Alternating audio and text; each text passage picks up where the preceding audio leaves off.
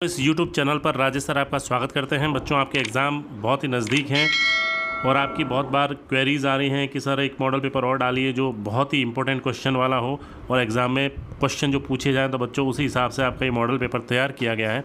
Total अब तक agriculture chemistry के बच्चों 6 मॉडल पेपर तैयार किए जा चुके हैं और इन 6 मॉडल पेपर में से बोर्ड एग्ज़ाम में लगभग सारे प्रश्न आपको मिल जाएंगे और आप 56 में से 56 नंबर ला सकते हैं बच्चों। तो इस सबसे पहले तो आप क्या है, मेरे चैनल को सब्सक्राइब करें और नोटिफिकेशन को ऑन करें। इसके लिए आपका कोई पैसा खर्च नहीं होता, ना ही किसी तरह का आपको पैसा देना पड़ता है बच्चों। तो आप पहले चैनल को सब्सक्राइब करें ताकि चैनल सब्सक्राइब होने के बाद ही आप उसमें जब प्लेलिस्ट खोलेंगे तो उसमें बहुत सारे आपको मॉडल पेपर की वीडियोस मिल जाएंगी, लिंक मिल जाएंगी, क्योंकि बच्चे बहुत बार पूछते हैं कि सर लिंक भेजिए। तो जब अगर चैनल सब्सक्राइब किया हुआ होगा और नोटिफिकेशन ऑन होगा तो जैसे ही मैं वीडियो अपलोड करूँगा यूट्यूब पर कोई सा भी, आपको इसकी सूचना तुरंत मिल जाएगी, आपके पास नोटिफिकेशन आ जाएगा। इसलिए चैनल सब्सक्राइब करने के लिए आपको कहा जाता है और नोटिफिकेशन ऑन करने के लिए कहा जाता है बच्चों। तो 12th का जो एग्रीकल्चर केमिस्ट्री का जो ये छठा मॉडल पेपर है बच्चों, बहुत इंपॉर्टेंट क्वेश्चन है। अब आपके एग्ज़ाम बिल्कुल नज़दीक हैं तो फटाफट आइए इसकी तैयारी कीजिए और देखिए कौन कौन से इंपॉर्टेंट क्वेश्चन है जो बोर्ड एग्ज़ाम में पूछे जा सकते हैं बच्चों। तो इसमें जो पहला क्वेश्चन है, वस्तुनिष्ठ टाइप के जो प्रश्न हैं बच्चों, इसमें फर्स्ट क्वेश्चन है, मृदा की ऊपरी परत जिस पर कृषि कार्य करते हैं तथा उपजाऊ होती है वह कितनी गहरी होती है? 0 से 10 सेंटीमीटर, 0 से 15 सेंटीमीटर, 0 से 20 सेंटीमीटर या 0 से 25 सेंटीमीटर। तो बच्चों इसका आंसर बी है, 0 से 15 सेंटीमीटर होती है, जिसे पृष्ठ मृदा भी कहा जाता है। अगला जो प्रश्न है, विच्छेदन हेतु उपयुक्त तापमान है, कितना होता है? 5 डिग्री सेंटीग्रेड से कम, 40 डिग्री सेंटीग्रेड से कम, 10 से 20 डिग्री सेंटीग्रेड या 30 से 40 डिग्री सेंटीग्रेड। तो इसका आंसर बच्चों डी है, 30 से 40 डिग्री सेंटीग्रेड तापमान जो है वो विच्छेदन के लिए अनिवार्य होता है। अगला प्रश्न है, निम्न में से 2:1 टाइप की मृत्तिका खनिज कौन सी है? केओलिनाइट, क्लोरेट, मोंटमोरिलोनाइट या ये सभी? तो इसमें आंसर बच्चों इसका सी है, मोंटमोरिलोनाइट जो है ये 2:1 टाइप की मृत्तिका कहलाती है। अगला प्रश्न है, कार्बनिक पदार्थ की औसत धनायन विनिमय क्षमता होती है 200 सेंटीमोल प्रति किलोग्राम, 80 सेंटीमोल प्रति किलोग्राम, 30 सेंटीमोल प्रति किलोग्राम या इनमें से कोई नहीं। तो आपको अब इनके आंसर आते होंगे बच्चों, फटाफट आप अपना भी जो एस्टीमेट है लगाते जाएं कि आपकी तैयारी कैसी है। तो इसमें आंसर जो है वो है 200 सेंटीमोल प्रति किलोग्राम। आपकी भी प्रैक्टिस होगी कि आपको कितने क्वेश्चंस इसमें से आते हैं, फटाफट प्रैक्टिस हो जाएगी आपकी बच्चों। अगला प्रश्न है, चूना युक्त क्षारीय मृदाओं को सुधारने हेतु किसका प्रयोग किया जाता है? यानी चूना युक्त क्षारीय मृदा अगर है, फास्फोजिप्सम, गंधक, द्रव SO2 यानी सल्फर डाइऑक्साइड या फेरस सल्फेट? तो इसका आंसर बच्चों बी है, गंधक। गंधक का उपयोग किया जाता है अगर मृदा क्षारीय चूने के कारण हो गई है। अगला प्रश्न है इंपॉर्टेंट, जड़ के अंदर आयनों का प्रवेश किस विधि द्वारा होता है?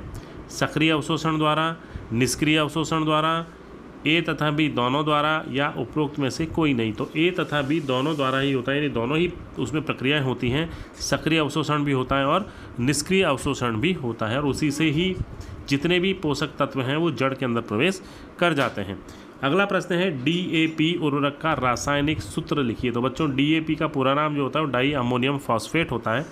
तो इसमें देखो पहला जो है कैल्शियम लिखा हुआ है CaHPO4 का होल ट्वाइस H2O, दूसरा सूत्र है NH2CONH2, तीसरा है NH4 का होल ट्वाइस HPO4 और तीसरा और D है इसमें Ca3 का PO4 का होल ट्वाइस। तो इसमें बच्चों C जो आंसर है वो सही है, NH4 का होल ट्वाइस HPO4, अमोनियम यानी di ammonium phosphate. C answer इसका बिल्कुल सही है। अगला प्रश्न है, एजोला का उपयोग किस फसल में करते हैं? एजोला जो है जौ के लिए, गेहूं, धान या मक्का? तो धान में इसका प्रयोग किया जाता है, एक प्रकार का जैव उर्वरक के रूप में इसका उपयोग किया जाता है बच्चों। दूध में जामन लगाने से पूर्व दूध ठंडा करते हैं कितने डिग्री सेंटीग्रेड पर? ये पूछा गया है। 10 से 15 डिग्री सेंटीग्रेड, 20 से 27 डिग्री, 30 से 37 या 40 से 47? तो इसका आंसर बच्चों बी है, 20 से 27 डिग्री सेंटीग्रेड तक इसको ठंडा किया जाता है। अगला जो प्रश्न है, अब जो टाइप के क्वेश्चन है बच्चों, रिक्त स्थानों की पूर्ति कीजिए। ये भी 1-1 नंबर के प्रश्न हैं बच्चों, प्रत्येक प्रश्न 1-1 नंबर का है। जीवांश पदार्थों के पूर्ण अपघटन के बाद गहरे भूरे रंग का जो कॉलॉइड्स पदार्थ बनता है वो क्या कहलाता है? तो उसे बच्चों कहते हैं ह्यूमस। ये ह्यूमस कहलाता है। बहुत ही अच्छा प्रश्न है बच्चों, बहुत इजी प्रश्न है ये। अगला प्रश्न है, वे पदार्थ जो जंतु झिल्ली में से आसानी से विसरित हो जाते हैं कहलाते हैं, उन्हें हम क्या कहते हैं? उन्हें कहते हैं क्रिस्टलाभ। ठीक है बच्चों, वो क्रिस्टलाभ कहलाते हैं। अच्छा प्रश्न है ये भी। रिक्त स्थान की पूर्ति वाले प्रश्न भी आपके आएंगे एग्जाम में इस बार। अगला प्रश्न है, ग्रे फ्लैक रोग जो है वो किस प्रकार की मृदाओं में अधिक फैलता है? तो इसका आंसर है बच्चों उदासीन, यानी जो मृदा उदासीन होती है उनमें ये वाला रोग बहुत ज़्यादा फैलता है। अगला प्रश्न है, क्रीम सेपरेटर से क्रीम निकालने के लिए दूध का तापक्रम यानी टेम्परेचर कितना होना चाहिए, कितना होता है? तो ये होता है बच्चों 30 से 37 डिग्री सेंटीग्रेड, 30 से 37 डिग्री सेल्सियस होना चाहिए। ठीक है, ये प्रश्न थे बच्चों। अब अगला प्रश्न है इसी सेक्शन में, अति लघुतरात्मक टाइप के प्रश्न हैं। प्रत्येक प्रश्न 1 अंक का है। इसमें जो पहला प्रश्न है, शिष्ट की उत्पत्ति किससे होती है? यानी शिष्ट जो होता है उसकी उत्पत्ति के बारे में पूछा है कि इसकी उत्पत्ति किससे होती है बच्चों। तो शिष्ट की जो उत्पत्ति होती है वो आग्नेय और अवसादी चट्टानों से होती है, ये ध्यान रखें। एक लाइन का आंसर है इसका। अगला प्रश्न है, भस्म संतृप्त मृदा किसे कहते हैं? यानी वे मृदाएं जिनके कॉलॉइडी संकीर्ण विनिमय कैल्शियम आयन जो होते हैं उनसे परिपूर्ण होती है, यानी उनके चारों ओर कैल्शियम आयन बहुत ज़्यादा होता है, तो उसे हम भस्म संतृप्त मृदा कहते हैं। अगला प्रश्न है, फास्फोजिप्सम में सल्फर तथा कैल्शियम की प्रतिशत मात्राएं कितनी होती हैं? तो इसमें बच्चों सल्फर की जो मात्रा होती है वो तो होती है 16% और कैल्शियम की जो मात्रा होती है वो होती है 21%। ठीक है ना, कैल्शियम 21% और सल्फर 16% होता है। अगला प्रश्न है, क्रांतिक स्तर किसे कहते हैं? ठीक है बच्चों, क्रांतिक स्तर पूछा गया है। तो पोषक तत्व की वह मात्रा जिसके पौधों को उपलब्ध होने पर पौधे की रुकी हुई जो वृद्धि होती है वो पुनः होने लगती है। तो उसका जो वो स्तर जो होता है, वो लेवल जो होता है कि उस पौधे को अगर वो पोषक तत्व मिल जाए तो उसकी रुकी हुई जो वृद्धि है वो वापस से शुरू हो जाती है। उस स्तर को ही क्रांतिक स्तर कहा जाता है। अगला प्रश्न है, यौगिक उर्वरक किसे कहते हैं? तो ऐसे उर्वरक जिनका प्रयोग भूमि में एक से अधिक पोषक तत्व देने के लिए किया जाता है, उसमें एक से अधिक पोषक तत्व पाए जाते हैं उस उर्वरक में, उसे ही यौगिक उर्वरक कहा जाता है। अगला प्रश्न है, नाइट्रोजन धारी जैव उर्वरक कौन कौन से हैं, उनके नाम लिखिए।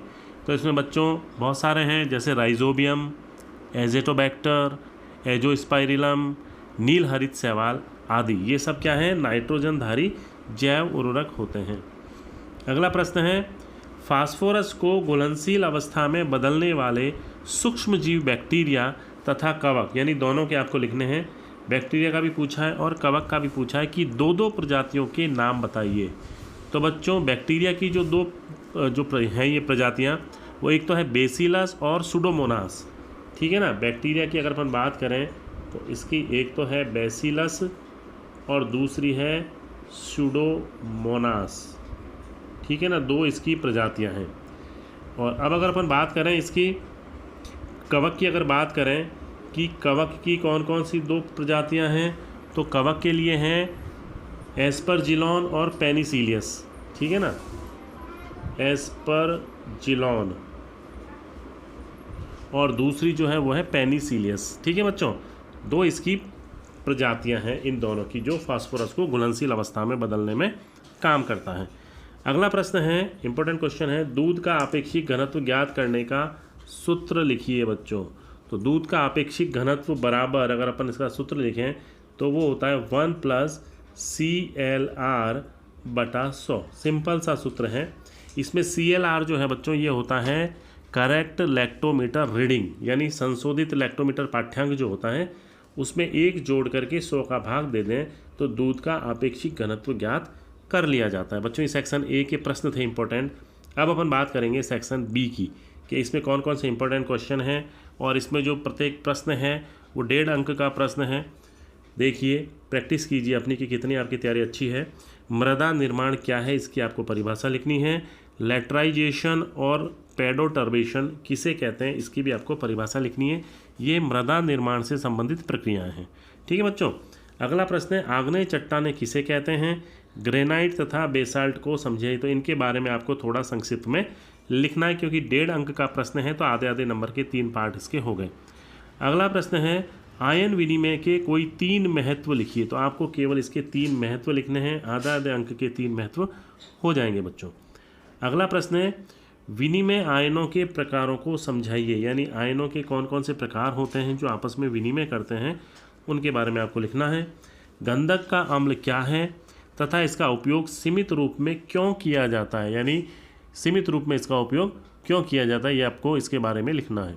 ठीक है बच्चों। अगला प्रश्न है विद्युत चालकता के आधार पर सिंचाई जल का वर्गीकरण कीजिए, यानी विद्युत चालकता के आधार पर जो सिंचाई जल है उसको हम कितने भागों में बांटते हैं उसके बारे में आपको बताना है। बहुत इंपॉर्टेंट प्रश्न है बच्चों ये। अगला जो प्रश्न है मृदा में निरंतर यूरिया उर्वरक के उपयोग से क्या प्रभाव पड़ता है, ये बहुत अच्छा प्रश्न है, कई बार बोर्ड एग्जाम में पूछा भी जा चुका है बच्चों। इस प्रकार की मृदाओं को सुधारने हेतु मृदा सुधारक का नाम लिखकर उसको रासायनिक समीकरण द्वारा आपको समझाना है। अगला प्रश्न है पोषक तत्वों के पादप द्वारा अधिग्रहण की क्रियाविधि समझाइए तथा प्रक्रिया को आरेखित चित्र बनाइए, यानी इसकी जो क्रियाविधि की जो प्रक्रिया है उसका आपको आरेखित चित्र बनाना है। अगला प्रश्न बच्चों पादपों में मैग्नीशियम की आवश्यकता समझे, यानी पौधों में मैग्नीशियम की क्या आवश्यकता होती है, उससे क्या क्या फ़ायदे होते हैं पौधे को, उसके बारे में आपको लिखना है। अगला प्रश्न है सिंगल सुपर फॉस्फेट की मृदा अभिक्रिया को समझाइए, मृदा में किस प्रकार ये अभिक्रिया करता है उसके बारे में आपको लिखना है।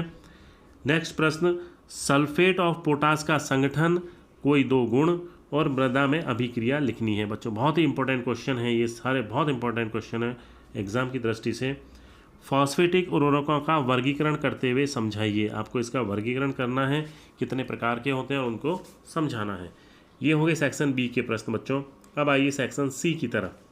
ठीक है, 3 अंक का प्रत्येक प्रश्न है, इसमें आपको ऑप्शन मिलेगा, अथवा में दिए हुए होंगे, यानी अथवा में आपको इसमें प्रश्न होंगे। ह्यूमस का प्रतिशत संगठन लिखिए तथा खनिजन और विनाइट्रीकरण को समझाइए। ठीक है बच्चों, 1+1+1 यानी ये 3 नंबर का पूरा प्रश्न हो गया।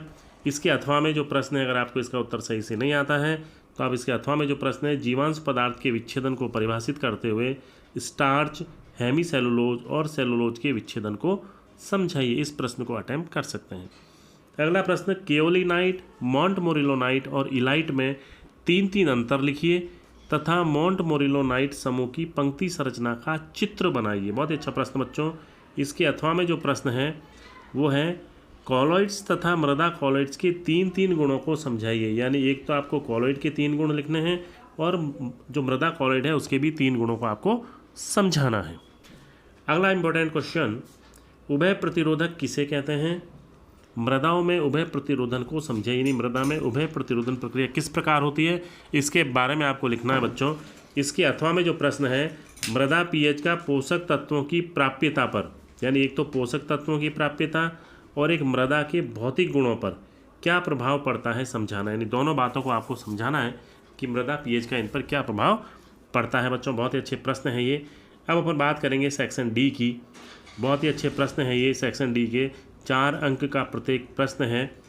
ठीक है, इसमें प्रश्न है हरी खाद किसे कहते हैं, हरी खाद देने की विधियां लिखिए, मुख्य फसलें कौन कौन सी होती है जिससे हरी खाद बनाई जाती है, और कोई 2 आवश्यक गुण इस हरी खाद के लिखने हैं। तो बच्चों बहुत ही इंपॉर्टेंट क्वेश्चन ये। इसके अथवा में जो प्रश्न है खली की खाद क्या है, इसके विभिन्न प्रकार लिखिए और प्रयोग की विधियों को समझाइए कि इसका प्रयोग किस प्रकार किया जाता है। अगला प्रश्न क्वेश्चन नंबर 20 बच्चों आपके एग्जाम की दृष्टि से बहुत ही इंपॉर्टेंट प्रश्न, क्रीम निकालने की अब केंद्रीय विधि को समझाइए। क्रीम सेपरेटर की बनावट को समझाते हुए बाउल के विभिन्न भागों का चित्र बनाइए, यानी बाउल के जो विभिन्न भाग हैं केवल आपको उनके चित्र बनाने हैं और इसकी बनावट को समझाने का मतलब है कि क्रीम सेपरेटर के जो विभिन्न भाग होते हैं उनके क्या क्या नाम है और उनका क्या क्या कार्य होता है ये लिखना होता है। इसके अथवा में जो प्रश्न है दुग्धशाला के बर्तनों तथा यंत्रों की सफाई किस प्रकार की जाती है समझाना है, इसकी कौन कौन सी विधियां हैं और इसके लिए कौन कौन से क्षारीय धोवक यानी धोने के लिए जो पदार्थ काम में लेते हैं उनके बारे में आपको लिखना है बच्चों। तो ये बहुत ही इंपॉर्टेंट क्वेश्चन थे आपके एग्ज़ाम की दृष्टि से बच्चों, इसके एग्ज़ाम में पूछे जा सकते हैं। तो आप मेरे चैनल को फटाफट सब्सक्राइब कर लीजिए। सब्सक्राइब के लिए इसलिए कहा जाता है बच्चों ताकि आपको लिंक ढूंढने की आवश्यकता नहीं होती और जितने भी इसमें वीडियोस जो आपके इस YouTube पर अपलोड किए जाएंगे उसकी सूचना आपको तुरंत मिल जाती है। तो आप सब्सक्राइब करने के बाद नोटिफिकेशन ऑन ज़रूर करें बच्चों। इसके अलावा एग्रीकल्चर और एग्रीकल्चर बायोलॉजी के भी बहुत important question paper, gas paper और मॉडल पेपर अपलोड किए जाएंगे ताकि आपको ज़्यादा से ज़्यादा फ़ायदा मिल सके बच्चों, आपके एग्ज़ाम में अच्छे से अच्छे मार्क्स आप प्राप्त कर सकें। ऑल द बेस्ट सभी बच्चों को एग्ज़ाम के लिए। धन्यवाद।